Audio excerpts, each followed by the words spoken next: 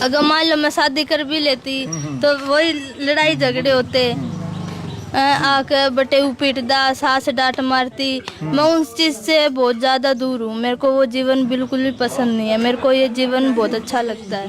तू तपस्या नहीं कर सकती, मैंने बोला ना गुरुजी मैं कर लूंगी। मैं जब बैठती हूँ तपस्या पे तो बोले बाबा ठंडी ठंडी हवा भेज दे ऐसी की। अच्छा, नमस्कार, मैं हूं अजय भारद्वाज और आप इसमें ग्राउंड मीडिया देख रहे हैं। साथियों, फिलहाल जींद जिले का गांव डाकल, इस वक्त हमारी टीम यहां पर मौजूद है। बाल योगी कंचननाथ, मीडिया, सोशल मीडिया और अखबारों की सुर्खियां बनी हुई है। भैया लड़की मात्र उम्र 17 साल की और प्रचंड गर्मी के अंदर है, 9 धूनों के अंदर तपस्या, यानी 9 धूनों के बीच में तपस्या के ऊपर बैठती है। कैमरामैन को कहूंगा एक बार घुमा करके दिखा भी दीजिएगा। 9 धूनों की अभी तैयारी हो चुकी है। तकरीबन 1 घंटे के बाद, यानी कि 12 बजे से लेकर के 1 सवा 1 बजे तक प्रचंड गर्मी के अंदर 9 धूनों के बीच में बैठ करके तपस्या करेगी। फिलहाल डाकल गांव का ये मंदिर है, भैरव मंदिर और काली मंदिर के नाम से इस मंदिर को यहाँ पर जाना जाता है। भाई सोशल मीडिया के ऊपर कई रील, कई वीडियो कंचननाथ की, जिनकी उम्र मात्र 17 साल की उम्र है, वीडियो वायरल होने लग रही है। साथ में ग्रामवासी भी हैं, नौजवान युवा भी हैं, इनकी गुरु माता भी हैं। इनसे भी हम बातचीत करेंगे। कई जो सवाल है उन सवालों को लेकर के भी। सबसे पहले तो नमस्कार जी। नमस्कार। आदेश आदेश आदेश, कैसे हैं? ठीक हैं? हाँ मैं ठीक हूँ। अच्छा जी, सोशल मीडिया पर बहुत सारी वीडियो आपकी वायरल होने लग रही है। एक बार जो तपस्या पर बैठे हैं, क्या प्रक्रिया बताएंगे इसकी, कितने दिनों की है? देखो ये तो अभी डिसाइड नहीं करा है कि मैं कितने की करूँगी। 41 दिन भी हो सकते हैं, 31 दिन भी हो सकते हैं, 21 दिन भी हो सकते हैं, मतलब अभी डिसाइड नहीं करा है। 9 धूनों की तपस्या है। बिल्कुल। पूरा नाम क्या आपका? मेरा नाम देव भगवान ने दिया, गुरु महाराज ने दिया, छोटा सा नाम बाल योगी कंचननाथ। बाल योगी कंचननाथ। हाँ जी। अच्छा, जन्म कहाँ पर हुआ पता आपने आपका? देखो जन्म का तो मुझे नहीं पता, मैं 5.5 महीने की थी जब गुरुजी के चरणों में चढ़ा दी गई थी। तो मात्र आप 5.5 महीने की थी, आपके माता पिता ने भाई गुरु माता के चरणों में चढ़ा दिया था? वो तो गुरुजी से पूछा, मेरे को नहीं पता। अच्छा, तो आपका पालन पोषण जो आप बड़े हुए हैं गुरुजी नहीं करा, इन्होंने ही किया है? जी। तो पढ़ाई वगैरह भी की है कुछ? हाँ जी, 12वीं कक्षा में अभी। अब अच्छा, अभी 12वीं में हो? हाँ जी। अच्छा, ओपन से कर रही हूँ। ओपन से साथ साथ में पढ़ाई भी करने लग रहे हो? हाँ जी। अच्छा, देख लो भाई, फिलहाल 12वीं कक्षा में है और बहुत सारी सोशल मीडिया पर वीडियो वायरल होने लग रही है।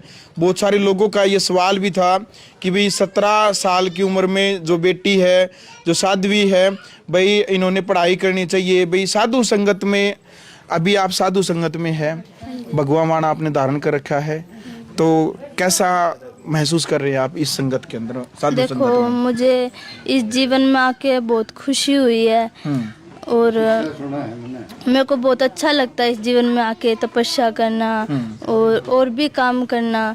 मतलब भक्ति लाइन का जो भी काम है, मैं रुद्राभिषेक भी करती हूँ, मतलब और भी और सारा काम है, भागवत कथा, रामायण कथा, ये भी करती हूँ मैं। मेरे को बहुत अच्छा लगता है जीवन में। भागवत कथा में क्या कुछ है याद, कुछ बताओगे? देखो मैंने अभी स्टार्ट नहीं करी है, मैं सिर्फ पढ़ाई करके आई हूँ। मतलब वृंदावन में पढ़ाई करी है मैंने, मतलब अभी स्टार्ट नहीं करा है। अभी मैं म्यूजिक सीखूंगी, उसके बाद मैं स्टार्ट करूँगी। तो ये जो भागवत कथा है, साथ साथ में म्यूजिक है, ये साथ साथ में करेंगे आप? हाँ जी, ये दोनों मैं साथ में करूँगी। दिनचर्या क्या रहती है आपकी, सुबह से लेकर शाम तक कैसा दिन व्यतीत होता है? देखो मैं सुबह 4 बजे उठती हूँ। मतलब मंदिर की सेवा करना, जोत बत्ती करना, गायों की सेवा करना, और भी काम है, गुरुजी की सेवा करना, भक्तजन भी आते रहते हैं।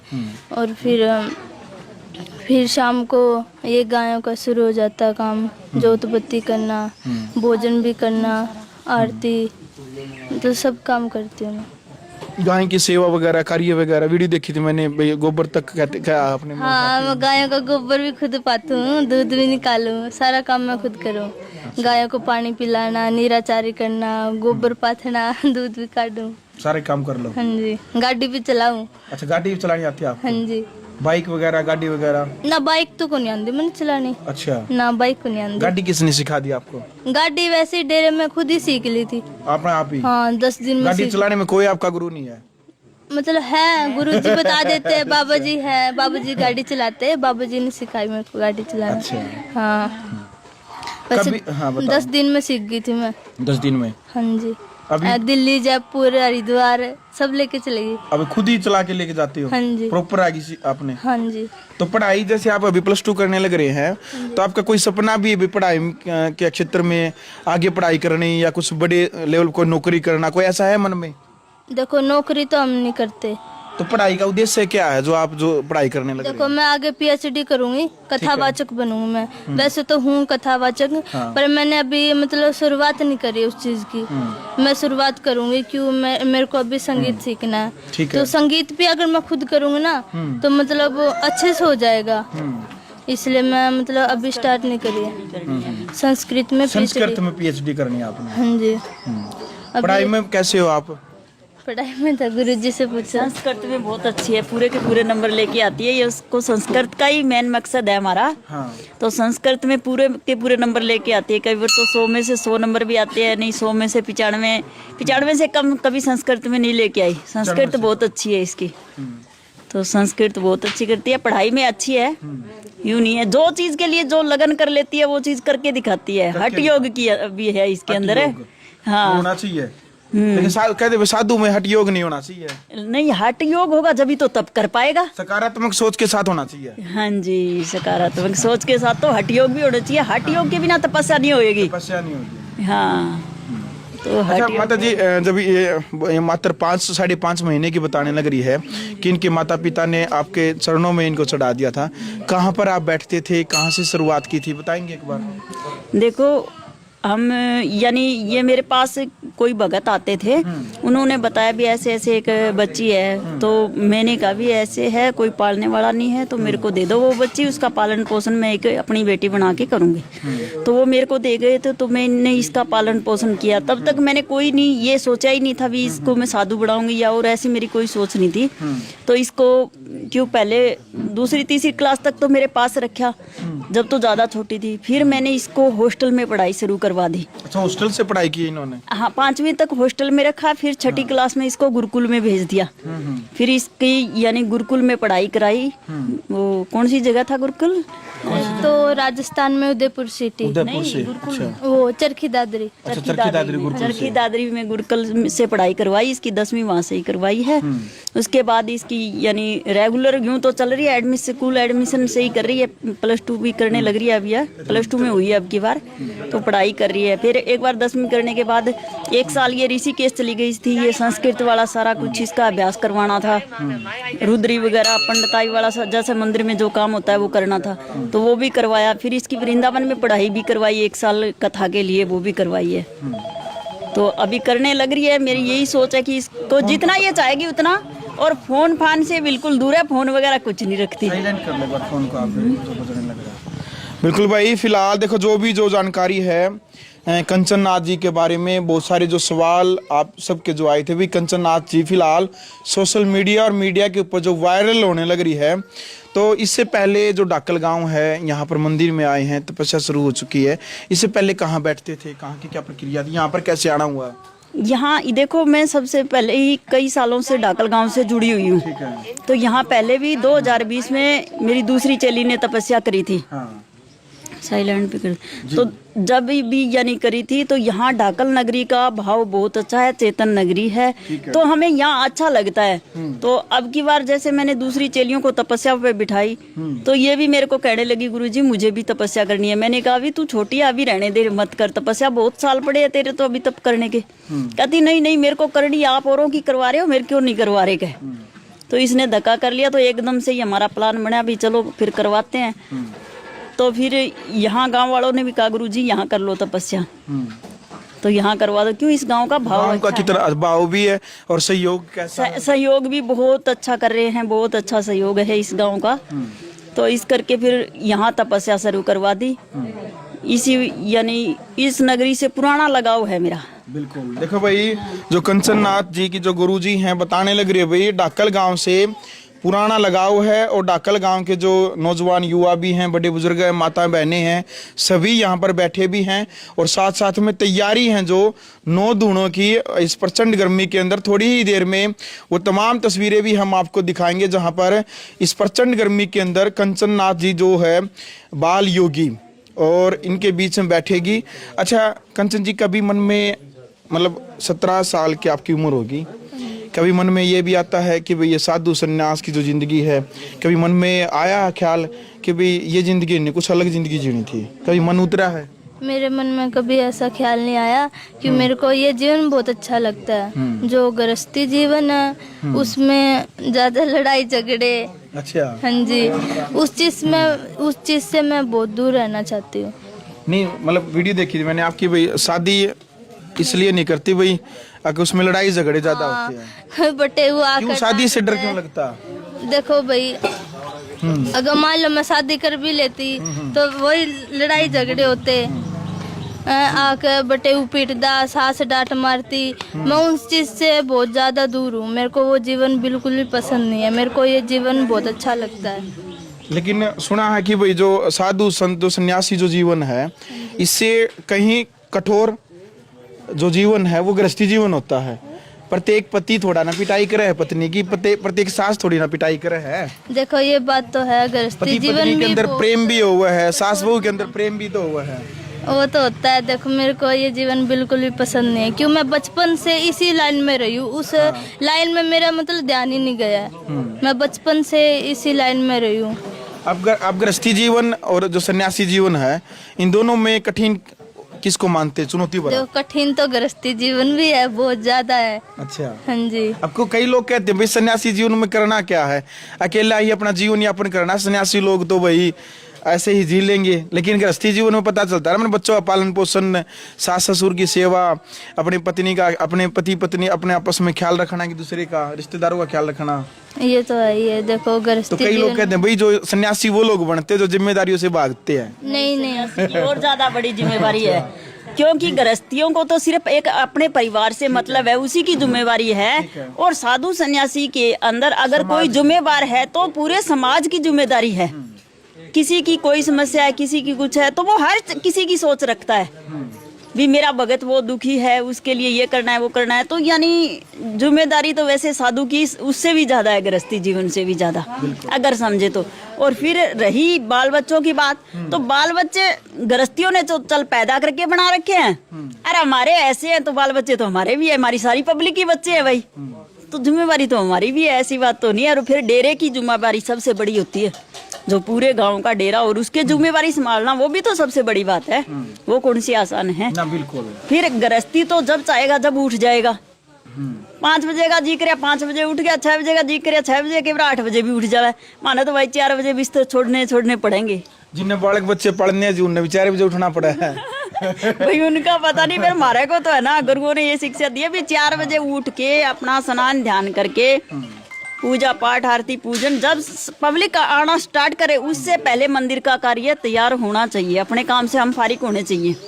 उसके बाद हम चलो पूजा पाठ का सब कुछ काम करके, फिर उसके बाद हम गऊओं का कर रहे हैं और कर रहे हैं, वो अपना दूसरा काम है, एक्स्ट्रा काम है वो तो। बिल्कुल भाई, ये बात सच है। क्योंकि जो साधु सन्यासी जो होते हैं भाई, ये अपने लिए नहीं, अपने परिवार के लिए नहीं, क्योंकि ये समाज, देश और राष्ट्र के लिए सोचते हैं। पूरा समाज ही इनका परिवार होता है। जिस प्रकार से कंचन नाथ की जो माता जी हैं, गुरु माता हैं, ये बताने लग रही है कि भाई गृहस्थी जीवन में तो केवल वो अपने परिवार के बारे में ही ज़्यादातर सोचती हैं, लेकिन हमने तो पूरे समाज के बारे में सोचना पड़ता। अच्छा, 9 जो धूणे हैं कंचन नाथ जी, इनके बीच में आप बैठते हैं इस प्रचंड गर्मी में। वैसे ही मतलब इस गर्मी से इतने दुखी हैं सभी, आप इतनी प्रचंड गर्मी में कैसे बैठ लेते हैं? देखो मेरे को तपस्या करना बहुत ज्यादा अच्छा लगता है। मैंने गुरुजी को बोला था कि गुरुजी आप मेरी तपस्या करवा दो, कि माता जी की चेलियां हैं, 13 चेलियां हैं, वो भी तपस्या पे बैठी हुई है। अच्छा, 13 चेली हैं जी आपकी? हाँ जी। अच्छा, तो मैंने भी बोला कि गुरुजी मेरी भी तपस्या करवा दो। गुरुजी बोले कि तू अभी छोटी है, तू तपस्या नहीं कर सकती। मैंने बोला ना गुरुजी मैं कर लूंगी। मैं जब बैठती हूँ तपस्या पे तो बोले बाबा ठंडी ठंडी हवा भेज दे ऐसी की। अच्छा। हाँ जी, मेरे को गर्मी नहीं लगती। मुझे पता ही नहीं चलता, मैं समाधि में लीन हो जाती हूँ बिल्कुल। कहीं ये मन में डर नहीं होता कहीं भी बीमार हो जाओ इस प्रचंड गर्मी नहीं में? नहीं, आग के बीच में बैठते देखो हो? मैंने पहले भी एक तपस्या कर रखी है, अच्छा, वो कौन सी? वो माता की होती है, अच्छा। गर्भजून वाली, जो मतलब खड्डा खोद के उसके अंदर लेट के पेट के ऊपर जो बोए जाते हैं, मैंने वो तपस्या भी करी है। वो कितने दिनों की थी? वो 9 दिन की होती है। अच्छा, नवरात्रों में? उसमें तो बिल्कुल भी 10 द्वार बंद करने पड़ते हैं। अच्छा, हाँ, तो उसमें मतलब लेटा ही एक रहना घूंट होता? पानी की भी नहीं पीनी उसमें तो। अच्छा, हाँ जी, 10 द्वार बंद करने पड़ते हैं। ये तो इसमें तो फिर भी पानी पूनी पी ले, जूस वगैरह पी ले, पर इसमें मैं भोजन नहीं करती। आगे और भी है कुछ मन में कि भी कठोर तपस्या करनी है, कुछ प्लान तो जो भविष्य भी के लिए? जितनी भी तपस्याएं है ना, मैं सारी तपस्या करूंगी। ये 12 साल तक करूंगी मैं तपस्या, मैं आगे भी करती रहूंगी। मतलब जितनी भी तपस्या है मैं सारी तपस्या करूंगी। आप तपस्या करते हैं, बैठते हैं, समाज में क्या फायदा होता है इसका? देखो समाज का भला होता है। अच्छा। जो भी मतलब भक्त जन आते हैं, जो भी मनोकामना लेके आते हैं वो पूर्ण हो जाती है। मतलब जो भी कार्य होता है उनका, घर का जो कार्य होता है वो भी मतलब पूर्ण हो जाता है। हम साधु इसलिए तो तपस्या करते हैं भी भक्तों का कल्याण हो इस चीज में, तो हम इसलिए तपस्या करते हैं। बिल्कुल। चलो भाई, फिलहाल वीडियो आपने देख ली है भाई, क्या हो गया जी? कि जो साधनाएं, जो तपस्या करते हैं, उससे जो हमें फल प्राप्त होता है वो हम पब्लिक को बांटते हैं। फिर वो पब्लिक को उसका फल मिलता है। वो हमारे लिए नहीं करते, हम तप करते हैं, हम पब्लिक के लिए, समाज के लिए करते हैं हम तपस्याएं, ना कि हमारे खुद के लिए। हमने कौन सा भाई पोता ने धन करना है, सही बात हैं? तो हमने तो बाकी- पब्लिक के लिए करना बिल्कुल। है। बाकी की जो 13 चेलियां इनके समेत हैं क्या, वो कहाँ? इसी के समेत है, अलग अलग स्थानों पे रहती हैं। वो बड़ी उम्र की हैं, सबसे छोटी उम्र की यही है, पर सबसे पहली चेली मेरी यही है। सबसे उम्र में छोटी है लेकिन नाते से सबसे बड़ी है ये। अच्छा, 9 साल तो चीरा दे हुए गए, 8 साल हो गए। अच्छा, हाँ जी, 9 साल की थी जब चीरा दे दिया था। अच्छा। चीरा मतलब? ये कान कुंडल। अच्छा, कान इसको दीक्षा बोलते हैं। हाँ, शिक्षा दीक्षा। हाँ, ये गोरखनाथ की दीक्षा होती है। हाँ। राजा गोपीचंद जी ने एक पहचान मांगी थी भी, हम नाथ तो हैं पर हमारी पहचान क्या होगी। तो उस समय गोरखनाथ जी ने राजा गोपीचंद जी के भर्तरी के उनके कान फाड़े थे। तो ये हमारे को पहचान मिली हुई है नाथों की ये पहचान।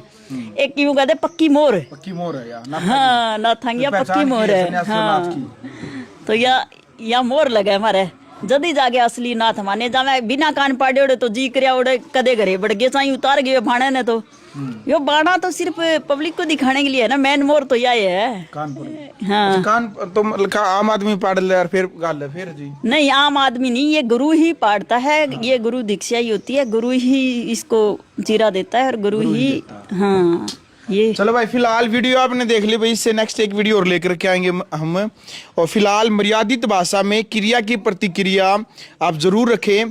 थोड़ी ही देर में, तकरीबन 1 घंटा के बाद, कंचननाथ जो बाल योगी जी है, अभी 9 दूनों के बीच में इस प्रचंड गर्मी के अंदर, भाई ये प्रचंड गर्मी आम लोगों के लिए है, ये तो कहने लग रहे हैं भाई जो शिव जी हैं वो इनके लिए एसी वाली जो ठंडी हवा वो भेज देते हैं ना। हाँ जी, गुरु गोरखनाथ जी। शिव और गोरख एक ही है। शिव ही गोरख है और गोरख ही शिव है। तो बाकी हम वो तस्वीरें भी आपको दिखाएंगे। फिलहाल वीडियो को शेयर करिए। ग्राउंड मीडिया के लिए मैं जय भारद्वाज।